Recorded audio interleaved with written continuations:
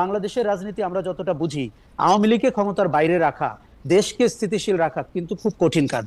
কারণ একটি মিলিটেন্ট সংগঠন এবং যাদের এখন টাকা পয়সা আছে, আপনি জানেন 15-16 বছরে তারা প্রায় 233 কোটি টাকা নিয়েছে।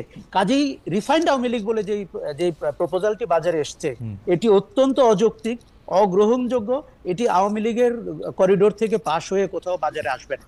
আপনি এখন বলুন যে স্পিকার মহিলাটি ছিলেন, তিনি কিভাবে স্পিকার হয়েছেন 3 বার, তিনি কিভাবে এমপি হয়েছেন?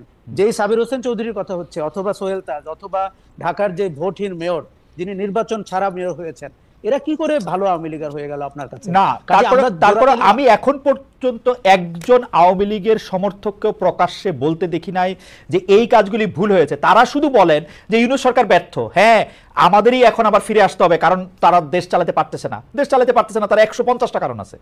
দেখুন, আমি খালেদ গণ অভ্যুত্থানকে বাংলা মানে অত্যন্ত পিওর ফর্মের জনগণের অভ্যুত্থান বলতে পছন্দ করি।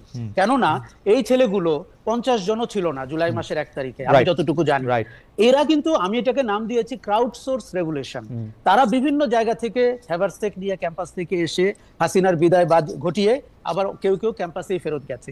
রাজনৈতিক দলগুলোর কোনো কাঠামোর ভেতরে বাংলাদেশের মানুষ রাস্তায় নামে নাই। পরপর 3টি খারাপ নির্বাচন হওয়ার পরেও, এত মানুষ গুম খুন হওয়ার পরেও, এত অত্যাচার হওয়ার পরেও, তার মানে হচ্ছে জনগণের হাতে শেখ হাসিনার বিদায় হয়েছে, জনগণের হাতে, ছাত্র জনতার হাতে আওয়ামী লীগ শাসনের পতন হয়েছে। এইরকম ন্যাক্কারজনক, এরকম লজ্জার পতন এই আওয়ামী লীগের একটি লোকও এখনো স্বীকার করছে না, গণহত্যার দায় নিচ্ছে না। উল্টো আপনার প্রতিদিন তারা মিথ্যাচার করছে। তারা অভ্যুত্থানের স্বপ্ন দেখে রাতে ঘুমাতে যায়। এবং আমি বাংলাদেশের চলচ্চিত্র অঙ্গন, শিল্পী, সাহিত্যিক, সাংবাদিক, কিছু পলাতক সম্পাদক, তাদের সামাজিক মাধ্যমের স্ট্যাটাস দেখলে মনে হয় যে এইটা হচ্ছে তাদের একটা কর্ম, যে তারা ইউনূস সরকারকে, আপনি খেয়াল করে দেখবেন, তারা বিএনপির কোনো সমালোচনা করে না। উল্টো বিএনপি বিষয়ক মন্ত্রী যে লোকটা ছিল, সে কিন্তু ঘটনার 3 দিন পর 5 দিন পর থেকে তারেক রহমানকে জনাব, মাননীয় ইত্যাদি বলছেন। মতলবটা কিন্তু ভয়ঙ্কর। এবং যে অপতথ্যমন্ত্রী ছিল, সে কিন্তু এখন আমাদেরকে কি সব একাডেমিক তথ্য ভিত্তিক কথা বলার চেষ্টা করছেন।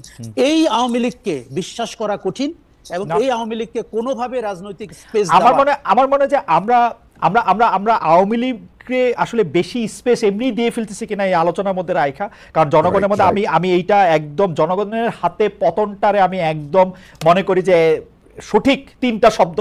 কিন্তু আশা ভাই, আপনি 1 মিনিট আর একটু বলবেন কিনা, যেটা জনগণের হাতে পতন আপনি বলতেছেন, এই কথার জন্য আপনি আজকে ট্রল হতে পারেন। কারণ আমরা দেখতে পাইতেছি শেখ হাসিনার পতন ঘটায় 1, 2, 3, 4, 5, 10 জন, 12 জন, 15 জন ছাত্র, যারা বিশেষ পরীক্ষা দেওয়ার জন্য, ওইখানে কোটা থাকবে কি থাকবে না ওইটা দেওয়ার জন্য যারা আন্দোলন করতে গেছিল, তারপরে তাদের প্রেশার, অন্য অনেক কিছুতে তারা আসলে স্বীকার করে নাই, এবং তারা ওখানে দাঁড়িয়েছিল, প্রাণ দেওয়ার জন্য প্রস্তুত ছিল। সেই 12 জনই আসলে শেখ হাসিনাকে সরাইছে, এবং সেই জন্য তারা 135টা গাড়ি দিয়ে চলবে, সেই জন্য আজকে তারা যাকে ইচ্ছা যা খুশি তাই বলবে।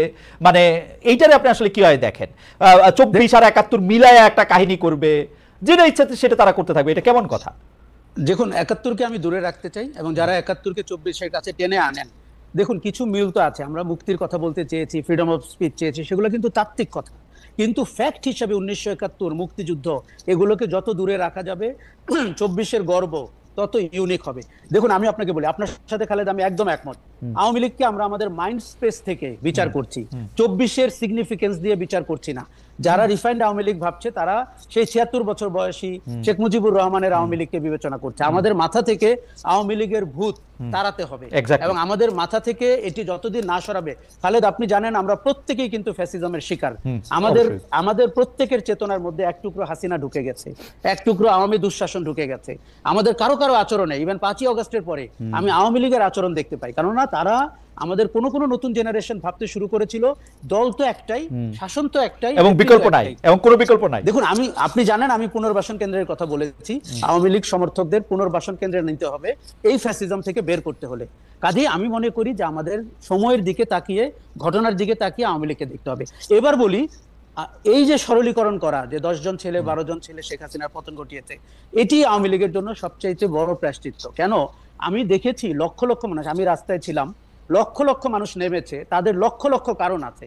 কেউ গুম খুনে স্বজন হারিয়েছে, কেউ শেয়ার মার্কেটে টাকা হারিয়েছে, কেউ ভোট দিতে পারেনি, কেউ আওয়ামী দুঃশাসনের শিকার হয়েছে। এবং এগুলোকে যখন আপনি বিবেচনায় না নিবেন, আপনার মাথায় ঢুকে থাকবে এক কোটা।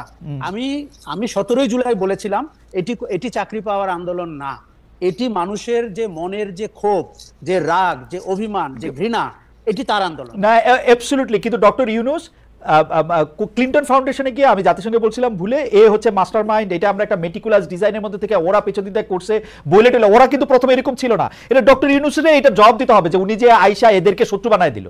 আসলে আমি সেই দিন থেকে ওনার সমালোচনা করেছি, যেই দিন উনি সরলীকরণ করেছেন, এবং উনি কিন্তু এই বাচ্চাদেরকে এই আন্দোলনকারীদের শত্রু বানাইছে, সবার এই বিএনপি শত্রু বানাইছে, যখন সবার শত্রু বানাইছে। ওয়েস্টার্ন, আপনি আমেরিকাতে থাকেন, পশ্চিমা বিশ্বে কিছু শব্দ ইউজ করা হয়, রকস্টার, মাস্টার মাইন্ড, এখনো পশ্চিমা অডিয়েন্সকে এক শব্দে বলতে আপনি অনেক সময় কার্যকর, কিন্তু এইটার যে রাজনৈতিক এফেক্ট, এইটার যে সামাজিক এফেক্ট, এটা ওনার ভাবা উচিত ছিল। মাস্টার মাইন্ড ওনার বলা উচিত ছিল না।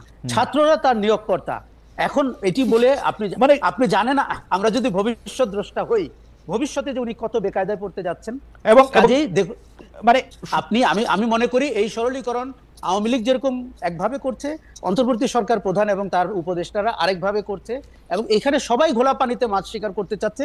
দূর থেকে সেই জনগণ তাকিয়ে দেখছে যে ভাই, আমার যে ছেলে মারা গেল, আমার যে 30,000 আহত হলো, কেউ পা হারালো, কেউ চোখ হারালো, আমরা এই নাটক দেখার জন্য, সার্কাস দেখার জন্য। অনেক ধন্যবাদ আশরাফ ভাই।